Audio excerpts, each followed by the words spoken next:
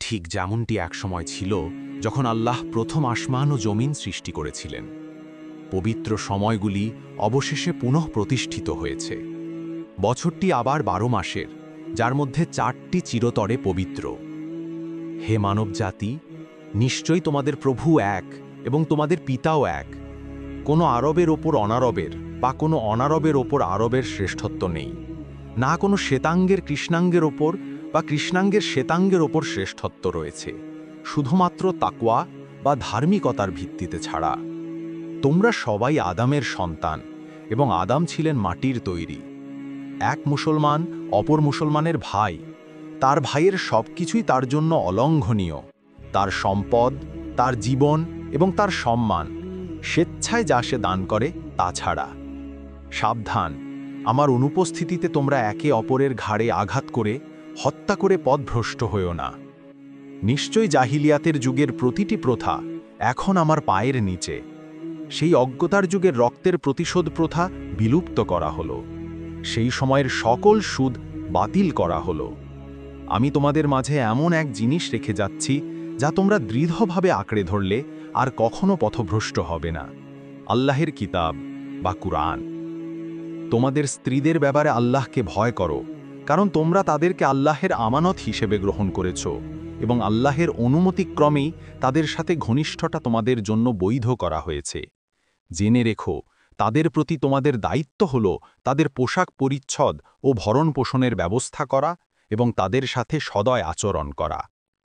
তোমাদের প্রভু আল্লাহকে ভয় করো, তোমাদের ৫ ওয়াক্ত নামাজ আদায় করো, তোমাদের রমজানের মাসের রোজা রাখো, তোমাদের সম্পদের জাকাত দাও এবং তোমাদের ওপর দায়িত্বপ্রাপ্ত কর্তৃপক্ষের আনুগত্য করো, তাহলেই তোমরা তোমাদের প্রভুর জান্নাতে প্রবেশ করতে পারবে।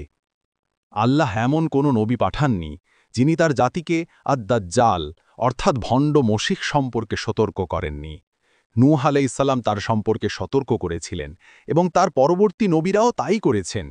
সে তোমাদের মাঝেই আবির্ভূত হবে। যা অন্যরা বুঝতে পারবে না তা তোমরা অবশ্যই উপেক্ষা করবে না, কারণ তোমাদের প্রভুর পরিচয় তোমাদের কাছে অস্পষ্ট রাখা হয়নি।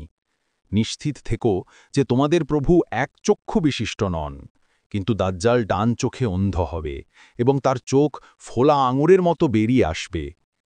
হে মানবজাতি, একদিন তোমাদের আমার সম্পর্কে জিজ্ঞাসা করা হবে, তখন তোমরা কি বলবে? মানুষের উত্তর, আমরা সাক্ষ্য দিচ্ছি যে আপনি অবশ্যই বার্তা পৌঁছে দিয়েছেন, আপনার দায়িত্ব পালন করেছেন এবং আন্তরিকভাবে উপদেশ দিয়েছেন। যারা এখানে উপস্থিত আছো তাদের দায়িত্ব হল এই বার্তাটি তাদের কাছে পৌঁছে দেওয়া যারা অনুপস্থিত, কারণ যারা দ্বিতীয়বার শোনে তাদের মধ্যে কেউ কেউ হয়তো সরাসরি শোনা ব্যক্তির চেয়ে ভালোভাবে বুঝতে পারবে।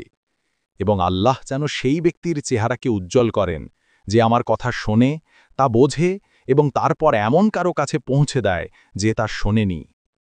বিশ্বাসীর হৃদয় ততক্ষণ পরিশুদ্ধ থাকে যতক্ষণ সে ৩টি গুণ ধারণ করে: আল্লাহের জন্য নিষ্ঠার সাথে কাজ করা, মুসলিমদের জন্য মঙ্গল কামনা করা এবং নিজেদের সম্প্রদায়ের প্রতি প্রতিশ্রুতিবদ্ধ থাকা, কারণ তাদের প্রার্থনা চারপাশের সবাইকে রক্ষা করে।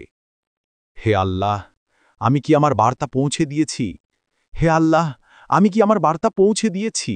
হে আল্লাহ, আপনি সাক্ষী থাকুন। হে আল্লাহ, আপনি সাক্ষী থাকুন।